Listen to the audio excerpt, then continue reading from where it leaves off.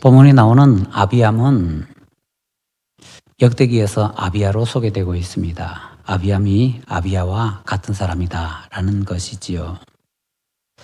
이 이름은 나중에 제가 한번 살펴보도록 하고요. 여기서는 아비야의 어머니가 마아가였다는 것에 먼저 주의를 한번 기울일 필요가 있습니다. 마아가는 역대하 13장 2절에 보면 미가야라고도 합니다. 한 사람이 여러 가지 이름을 가진 것이 막 나오기 때문에 혼동이 많이 되니까 이름 나올 때마다 이렇게 적어놓고 어떻게 보면요, 메모할 수 있는 노트 같은 데다가 이 각 사람의 이름, 한 사람이 도대체 무슨 이름으로 불리는지 그걸 좀 적어 놓을 필요도 있을 것 같습니다. 여기 나오는 마아가는 미가야입니다. 마아가 또는 미가의 아버지가 지금 아비살롬이라고 소개되고 있습니다. 그런데 이 아비살롬은요, 사무엘하 14장 27절이나 역대하 11장 21절에 보면 압살롬입니다. 압살롬 하면 누구 생각나죠? 여러분들의 머리에 떠오르는 바로 그 사람 압살롬입니다. 다윗 왕 때에 반역을 일으켜서 자기 스스로 왕이 되었던 다윗의 아들 압살롬, 그 압살롬입니다. 자, 그런데 이제 압살롬의 딸 이름을 여기서 마아가라고 하고 있기 때문에 우리는 조금 어려운 실타래를 풀어내야 됩니다. 먼저 유념하실 것은요, 우리하고 촌수 따지는 것이 조금 다른 때가 있다라는 것입니다. 우리는 아버지 또는 아들이라는 사람을 항상 그 관계를 일촌 관계에만 생각을 합니다. 아버지 하면 아들의 아버지고 아들 하면 아버지의 아들입니다. 그런데 이스라엘이나 이스라엘 히브리어 그리고 영어에서도 마찬가지인데 아버지 하게 되면 그냥 일촌 아버지만 아니라 그 위에 선대도 아버지라고 표현을 합니다. 후대의 자손도 아들이라고 표현하기도 합니다. 그래서 우리 한국식으로 아버지, 아들, 아버지, 딸 이런 식으로 나올 때 일촌 관계다라고 생각하면은 때로는 낭패 봅니다. 문화가 다르기 때문에 손녀를 딸이라고 할 수도 있고요. 심지어는 정손, 고손까지도 딸이라고 할 수도 있습니다. 틀린 게 아닙니다. 그쪽 문화에서는 그게 당연합니다. 왜? 자기들 문화니까요. 자, 압살롬 가족의 이름을 보면 상당히 복잡합니다. 압살롬의 어머니 이름이 혹시 누구인지 아시나요? 마아가입니다. 압살롬 어머니 이름이 마아가라고요? 여기는 압살롬 딸이 또 마아가라고 나오는데 이 뭐죠 이거? 혹시 잘못된 거 아닌가요? 맞습니다. 사무엘하 3장 3절에 보면요, 압살롬의 어머니가 마아가라고 되어 있습니다. 또 여기서 우리가 하나 꼭 기억해야 되는 것 중에 중요한 것 중에 하나는요, 이스라엘에서는 한 집안 또는 한 가문에서 좋아하는 이름이 있는데 그 좋아하는 이름은 그 가문에서 계속해서 반복되어 쓰이는 경우가 많이 있습니다. 그래서 그 이름이 많이 쓰이면 이거는 그 집안이네 라고 생각할 정도로, 사무엘 집안 같으면은요, 사무엘의 아버지가 엘가나였죠. 엘가나라는 이름이 그 집안에 몇 번 나옵니다. 그래서 이 엘가나하고 저 엘가나하고 헷갈려 버리면요, 촌수를 복잡하게 꼬아버리게 되는 것입니다. 한 집안, 특히 한 가문에서 좋아하는 이름이 몇 개가 있고 그것이 대를 걸러서 순수는 규칙은 없습니다. 그냥 내가 이거 쓰고 싶다 하면 써버리는 겁니다. 그렇기 때문에 그런 이름이 많이 반복이 되는데, 그래서 이 압살롬 집안에도 어머니가 마아가인데 압살롬의 딸, 진짜 딸일지 또는 저 밑에 손녀일지는 조금 여지를 둬 놓고요, 어쨌거나 압살롬의 딸이 지금 마아가라고 하는데 당연할 수 있다는 겁니다. 그쪽 문화에서는. 한국에서는요, 이거 큰일 날 문화입니다. 어느 정도 큰일 날 문화인가 하면요, 우리나라의 조선시대 특히 유교 전통에서는요, 아버지 함자는 절대로 못 쓰게 되어 있습니다. 그래서 가장 불행한 사람이 누군가 하면은 아버지 함자에 평이하게 많이 쓰이는 한자가 달려있는 사람. 한시를 쓸 때요, 맞추잖아요. 끝자리에 맞추고 이렇게 하는데 아버지 이름에 들어가 있는 그 한자는 죽을 때까지 못 씁니다, 그 사람은. 그러면 좀 많이 써야 되는 한자가 아버지 이름에 들어가 있으면 그 사람 출세도 못 합니다.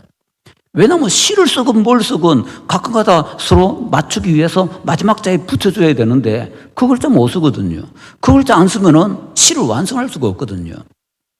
그래서 우리나라에서는요, 아버지 이름, 가능하면은 조상의 이름은 반복이 안 되게 하는 것이 우리나라의 중요한 법칙 중에 하나입니다. 그런데 서구 쪽에서는 또 이스라엘 쪽에서도 조상의 이름을 후손에게 붙여주는 것을 그 조상을 영광스럽게 한다라고 생각을 합니다. 그래서 우리가 보는 것이 프랑스 보면은요, 프랑스 대혁명 때 루이 14세, 루이 16세 이런 말이 나오잖아요. 루이라는 이름, 왕 이름을 16세까지 갖다 붙이는 겁니다. 루이라는 왕이 있었는데 그 다음 왕들도 나도 루이. 왜? 조상에게 명예를 준다는 겁니다. 그래서 루이 14세가 유명한, 프랑스의 유명한 그런 정복군주이고요. 루이 16세는 단두대에서 처형을 당하잖아요. 그런 식으로 반복이 되는 것이 그 이스라엘의 문화되어 있고, 그 다음에 이런 유럽 문화에도 있다라는 것을 기억하시면은, 압살롬의 어머니가 마아가인데 압살롬의 딸이라고 하는 사람도 마아가라는 이름을 붙인다라는 것은 존중의 표시고 존경의 표시다라는 것을 우리가 기억을 해야 되겠습니다. 자, 그러면 이제 다시 조금 더 내려갑니다. 이름을 이렇게 대물림할 수 있다. 그런데 그 아들이나 아버지, 딸 이런 것이 일촌 관계가 아니라 2촌, 3촌, 4촌, 5촌 막 이렇게 복잡하게 꼬일 수도 있다. 우리나라하고 너무 다른 문화잖아요. 이걸 이제 생각을 해보시면은 다시 이제 정리를 합니다. 압살롬의 딸 이름이 뭐냐라고 할 때는요, 압살롬의 딸은 사무엘하 13장 1절에 보면 다말입니다. 압살롬의 딸 이름이 다말입니다. 다말 또 나오는데요. 다말이 누구죠? 압살롬 누이 동생이 다말입니다. 압살롬 누이 동생 다말이 어떤 사람입니까? 다윗의 큰아들 암논이, 이 암논이 그 자기의 배다른 누이 동생 다말을 사랑해서 강간하잖아요. 강간하자마자 마음이 바뀌어서 갖다 버려버립니다. 그래서 이 딸이 어찌된 채로 그냥 울면서 자기 집까지 가지요. 그리고는 이 딸이 다말입니다. 다말이 평생 슬퍼하면서 살게 되는데, 이 다말을 누가 거뒀는가 하면은 압살롬 오빠가 거뒀습니다. 오빠가 평생 이 여동생을 데리고 살았는데 이 오빠의 마음속에 원한이 있을 것 아닙니까? 그걸 표시를 안 냅니다. 그러다가 나중에 이 동생의 원한을 갚지요. 그러니까 자기 형인 암논을 죽여버립니다. 그것 때문에 이제 저 멀리 피신하게 되잖아요. 그리고 이 여동생을 이 압살롬이 얼마나 사랑했던지 여동생 원수를 자기가 대신 갚아주고 자기가 딸을 낳았는데 딸 이름을 여동생 이름 붙여서 다말이라고 한 겁니다. 좀 복잡해지죠. 자, 그 다음에 이 압살롬의 딸 다말이 우리엘이라는 사람과 결혼을 합니다. 그리고 이 우리엘이라는 사람이 역대하 13장 2절에 나오는데요. 이 우리엘과 다말의 사이에서 태어난 사람이 마아가입니다. 족보 다시 정리합니다. 그래서 마아가는 압살롬의 딸이 아니고 우리나라식으로 말하자면은 손녀입니다. 더 정확하게 말하자면 외손녀입니다. 참 문화 다른다는 것이 참 쉽지가 않죠. 때로는 이게 문화 모르면요 굉장히 위험할 수도 있습니다.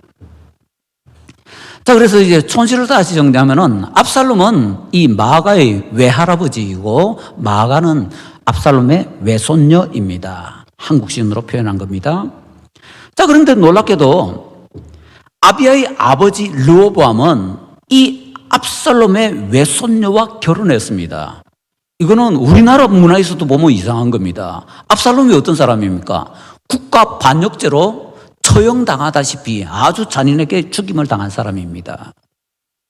그러면 국가 반역자는요, 그 집안이요, 우리나라도 마찬가지지만 이스라엘도 몰락입니다. 우리가 하도 정략 결혼을 많이 봐서 다윗도 정략 결혼 많이 했죠. 솔로몬도 정략 결혼 많이 했죠. 솔로몬 아들 르호보암도 정략 결혼 많이 하죠. 이러니까 당연히 정략 결혼인가 보다라고 생각을 하기 쉬운데 조금 그렇지가 않습니다. 왜냐하면은 압살롬 집안은 몰락한 반역자 집안 가문이기 때문에 그 집안과는요 정략 결혼할 이유가 하나도 없습니다. 자, 그런데 로밤이 지금 압살롬의 외손녀, 그러니까 역적의 외손녀와 결혼했습니다. 뭐죠 이거? 정략결혼 아닌데? 그럼 다른 이유가 있잖아요. 뭐 때문에 결혼했을까요? 여러분들의 머릿속에 떠오르는 것 딱 하나밖에 없을 겁니다. 예뻤던 모양이지? 예, 예뻤습니다. 압살롬은 그 외모가 출중했습니다. 사무엘하 14장 25절에 보면 이런 구절이 있습니다. 온 이스라엘 가운데서 압살롬같이 아름다움으로 크게 칭찬받는 자가 없었으니 그는 발바닥부터 정수리까지 흠이 없음이라. 아마 성경에 나오는 사람들 가운데 최고 미남 한 사람 꼽으시오 하면 압살롬일 겁니다. 성경 기록 중에서. 성경 최고의 미남이 압살롬이고요. 그 다음에 압살롬의 누이 동생 다말, 아름다웠다고 성경에 기록되어 있습니다. 그리고 이런 관계 속에서 보면은 왜 그랬을까? 압살롬이 굉장히 미남이고, 압살롬의 누이 동생 다말이 또 굉장히 미녀고, 그럼 뭡니까? 두 사람 공통으로 뭐가 있죠? 엄마 마아가가 엄청난 미인이었다는 것이겠지요. 자, 그렇기 때문에 그 피를 대물림해서 압살롬의 외손녀가 굉장히 예뻤을 것이라는 거죠. 그러면 결론은 딱 하나밖에 없습니다. 다른 결론 나갈 수가 없습니다. 역적 집안의 딸을 자기 아내로, 그것도 공식적인 아내로 취할 수 있는 것은 너무 출중한 뭔가가 있었는데, 그 출중할 수 있는 것은 딱 하나밖에 없습니다. 그 집안이 너무너무 외모가 출중했기 때문에. 그래서 마아가의 외모에 이끌려서 로보암이 마아가와 결혼을 했다라고 볼 수밖에 없다라는 것이죠. 그렇다면 다시 한번 정리해 봅시다. 압살롬의 어머니 마아가는요, 이스라엘이 아니라 요단강 건너에 암몬 저 위쪽으로 있는 그술이라는 왕국의 공주였습니다. 그러고 보니까 외국인이네요. 이방 여자였습니다. 솔로몬은요, 이스라엘 사람들 싫어합니다. 이스라엘 여자를. 외국 여자를 그렇게 좋아합니다.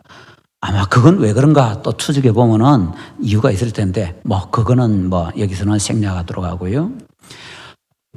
솔로몬이 외국 여인을 그렇게 좋아했는데, 르호보암도 어머니가 암몬 사람 외국인입니다.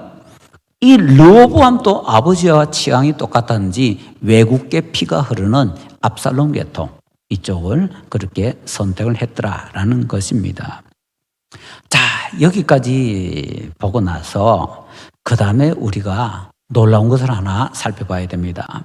역대하 11장 18절부터 22절에 보면요, 르호보암이 자기 후계 왕을 세우는데 르호보암에게 정실 부인, 그러니까 우리로 치자면 중전이 있습니다. 그런데 이 압살롬의 외손녀는 중전은 아니었습니다. 비가 아니라 빈 정도였습니다. 비에게서 아들이 나 있습니다. 그러니까 진짜 장남이지요. 그리고 나중에 이 빈을 선택을 해서 결혼했습니다. 그래서 이 빈에게서도 아들이 나왔습니다. 그럼 누가 왕위 계승자입니까? 장자. 그런데 르호보암은요, 장자 치워버리고 이 압살롬의 외손녀에게서 난 아들을 자기 왕위 계승자로 선택을 합니다. 그래서 실제로 왕으로 세웁니다.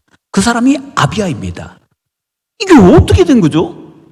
성경은 우리에게 그 이유를 가르쳐 주고 있습니다. 역대하 11장 21절에 보면요, 압살롬의 딸 마아가, 압살롬의 외손녀지요, 압살롬의 딸 마아가를 모든 처첩보다 더 사랑하여.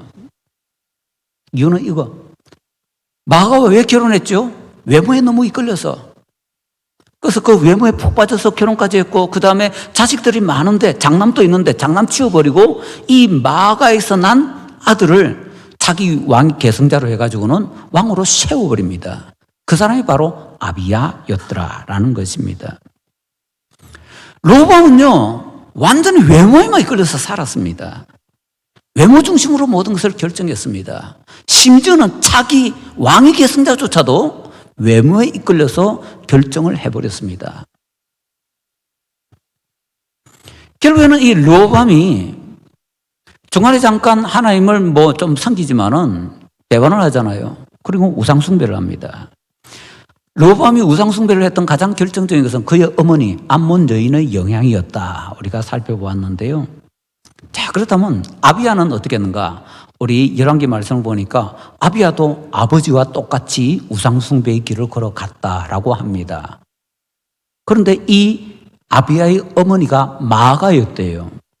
어머니 이름을 이렇게 적어주는 것은 성경에 다 나오는 게 아닙니다. 어떤 사람에게만 어머니가 누구였다 나옵니다. 그 어머니가 우리로 치면 대비로서 굉장히 영향력을 세게 미쳤다라는 겁니다. 그렇다면 이 아비야가 우상숭배를 하게 된 데는 누구의 영향일까요? 이 어머니 마아가의 영향이 굉장히 컸다라는 것을 자연스럽게 우리가 정리를 해볼 수가 있더라라는 것입니다. 르호보암이 이방인 어머니의 영향을 받아서 우상숭배한 것처럼 아비야도 이방인 계통의 여인, 특히 거슬왕국은 정확하게 따지면 가나안은 아닌데요. 왜냐하면 요단강 동쪽이니까. 그런데 요단강 동쪽이기 때문에 그쪽에도 종교 문화는 가나안과 같거든요. 그래서 그런 영향을 받아서 하나님을 버리고 우상숭배하게 되었다라고 정리를 할 수가 있습니다. 자, 그런데 하나님께서는 아비야가 이렇게 우상숭배를 하는데도 다윗을 위하여 이 아비야에게 후사를 주셨다고 합니다. 그래서 그 후사가 왕이 되게 만들어 주셨다고 합니다. 다윗을 위하여라는 건 뭡니까? 다윗에게 하나님께서 약속을 해 주시죠. 내가 네 후사를 왕으로 세워줄게. 그래서 하나님께서 그거 지켜주시는 겁니다. 그렇다면 아사가 왕이 된 것은요, 아사가 대단하거든지 뭔가 인간적으로 뭐가 있어서가 아니라 순전히 하나님께서 다윗에게 주셨던 그 약속 그 하나 때문에 그렇게 아사를 왕으로 세워주시더라라는 것이지요. 다윗은 우상숭배는 단 한 번도 한 적이 없습니다. 그리고 다윗이 범죄한 것은 바세바 사건 때에 바세바와 이 잘못된 일을 하고 우리아 죽이고 하는 그 사건 정체 묶어서 하나, 그거 외에는 하나님 앞에서 이렇게 불순종한 일이 없다라고 지금 우리 열왕기에 기록이 돼 있잖아요. 그래서 그 다윗 덕분에 다윗에게 등불을 주시기 위해서, 여기 등불을 주신다라는 것은요, 번성하게 한다는 겁니다. 등불이 꺼진다라는 것은 쇠락한다라는 것입니다. 그래서 다윗을 위해서 계속해서 그 집안이 번성할 수 있도록 하나님께서 은혜를 베풀어 주셨다라는 것입니다. 자, 이제 그 다음에 이제 6절 이하에서 보면요, 이 아비야가 평생에 여로보암과 전쟁을 했다라고 합니다. 여기서도 우리는 다시 한번 제대로 생각을 해봐야 됩니다. 아비야의 아버지 르호보암이 여로보암과 평생 전쟁했습니다. 아비야도 왕이 되어서 평생 전쟁했습니다. 물론 아비야는 왕 3년밖에 못하고 죽었지만은 3년 했지만은 어쨌거나 평생 아닙니까? 아비야의 평생 여로보암과 전쟁을 했습니다. 자, 그런데 우리가 다시 한번 생각해 보십시다. 여로보암과 이 남쪽 유다의 왕들과의 관계를 보면요, 아비야가 평생 여로보암과 전쟁, 아비야의 아버지 르호보암이 평생 여로보암과 전쟁. 르호보암의 아버지는요, 솔로몬 어땠는데요? 솔로몬 평생 여로보암 못 죽여서 안달 부렸던 사람입니다. 결국에는 여로보암과의 관계에 있어서 3대에 걸쳐서 일어나고 있습니다. 그런데 여로보암이 왜 북쪽의 왕이 되었습니까? 이유는 딱 하나입니다. 솔로몬이 우상숭배하고 하나님을 버렸기 때문에 하나님께서 주신 벌이지요. 그렇다면 솔로몬은요, 여로보암 쳐다보면서 저놈이 내 나라 많이 뺏어갈 텐데 라는 생각을 할 것이 아니라 자기 죄를 쳐다봐야 됩니다. 솔로몬에게서 진짜 원수는 여로보암이 아니라 여로보암을 왕으로 세우게 된 자기의 죄입니다. 솔로몬이 그 죄를 하나님 앞에 깊이 회개했더라면 여로보암이 왕이 되었을까요? 저는 그렇지 않았을 것이라고 봅니다. 그런데 솔로몬은 자기의 죄를 쳐다보지 않고 여로보암만 쳐다보고 평생 철천지 원수로 생각했습니다. 솔로몬의 아들 르호보암 마찬가지로 여로보암을 철천지 원수로 생각합니다. 그런데 르호보암도 하나님께 은혜 많이 받았거든요. 그럼에도 불구하고 이 르호보암조차도 여로보암만 쳐다보면서 자기 원수로 생각하는데, 르호보암의 진짜 원수는 누굽니까? 우상숭배한 자기의 죄입니다. 그의 아들 아비야, 철천지 원수가 누굽니까? 여로보암이 아니라 우상숭배는 자기의 죄입니다. 3대에 걸쳐서 똑같은 일이 반복되고 있더라라는 것이지요. 진짜 봐야 되는 것을 보지 못하고 엉뚱한 것을 보고는 거기에다가 모든 것을 풀어대는 그런 모습을 볼 수가 있다라는 것이지요. 아비야에 대해서는요, 11개의 기록은 아주 짧습니다. 뭐 없습니다. 뭐였는지. 근데 역대기를 보면요, 아비야에 대해서 굉장히 길게 기록이 되어 있습니다. 멋진 얘기가 나옵니다. 그래서 헷갈립니다. 역대기를 보면 아비야는 굉장히 선한 왕인 것 같은데 11개에서는 딱 잘라 얘기합니다. 악한 왕이었다. 뭐죠 이게? 그럼 뭐가 만든 거죠? 뭐를 따라야 되는 거죠? 여기서는 계속 말씀드립니다. 열왕기는 그 한 사람의 인생 전체를 평가합니다. 이 사람의 일생 전체가 뭐냐? 선하다, 악하다. 역대기는요, 그 사람의 인생에 있어서 큰 사건 중심으로 봐줍니다. 그래서 큰 사건 중심으로 이때는 선했다, 이때는 악했다, 이렇게 정리를 해줍니다. 그런데 이 역대기에서 아비야에 대해서 이렇게 기록된 사건은 아주 멋진 전쟁 얘기. 그 전쟁은 여로보암 쪽하고 전쟁을 하는데요, 이 아비야가 대단한 연설을 합니다. 그래 놓고는 이 북국의 여로보암이 기가 막힌 작전을 짜서 그 매복을 하고 협공을 하는데, 보통 전쟁에서는요 다 죽어야 됩니다. 남쪽에 이 아비야 나라의 모든 군사들이요. 그런데 그 전쟁에 하나님께서 개입해 버리십니다. 그리고는 하나님께서 북쪽 여로보암의 군대를 쳐버리십니다. 그래서 아비야는 그냥 전쟁에 이겨버립니다. 딱 그 얘기 하나만 역대기에 나오거든요. 역대기에서 우리에게 가르쳐주는 것은 그 악한 아비야 왕에게도 이런 선한 일이 있었다라는 그거 가르쳐주는 것뿐입니다. 아비야가 선한 왕이었다라는 얘기하는 게 아닙니다. 역대기 기자는요, 열왕기를 분명히 알고 있습니다. 그리고 또 참고하실 것은 우리가 읽었던 본문에 유다왕 역대지략이라는 표현이 나오죠. 거기 나오는 역대지략은 우리 성경에는 역대기가 아닙니다. 다시 말씀드립니다. 열왕기에 역대지략이라는 말이 굉장히 많이 나오는데, 열왕기에 나오는 역대지략은 성경에는 역대기가 아닙니다. 다른 겁니다. 그거 착오하시면 안 됩니다. 자, 다시 돌아오십시다. 그러면 전체적으로 정리하면 이 아비야라는 사람은 어떤 사람인가? 악한 왕입니다. 중간에 반짝 멋진 선한 일을 한번 하기도 했습니다.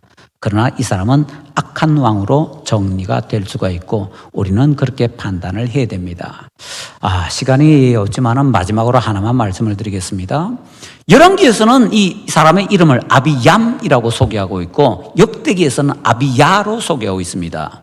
별것 아닌 것 같지만은요, 여기에 굉장히 중요한 의미가 담길 수가 있습니다. 아비야는 뭔가 하면은, 야는 여호와, 야훼거든요. 그래서 여호와, 야훼가 나의 하나님, 나의 아버지이시다라는 고백입니다. 아비얌은요, 얌이 나의 아버지시다라는 고백입니다. 얌은요, 가나안 신들의 이름 중 하나입니다.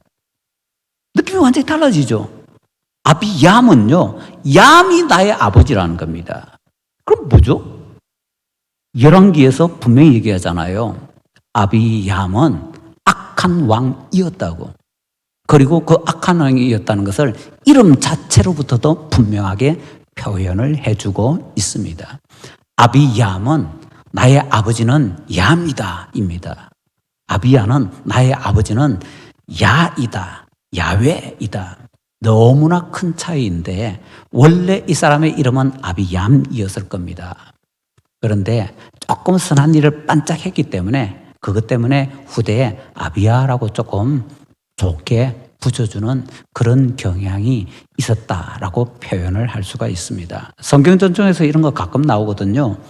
무비바알이라는 사울의 아들의 이름을 무비보셋이라고 붙이는데, 보셋은 굉장히 수치스러운 말이거든요.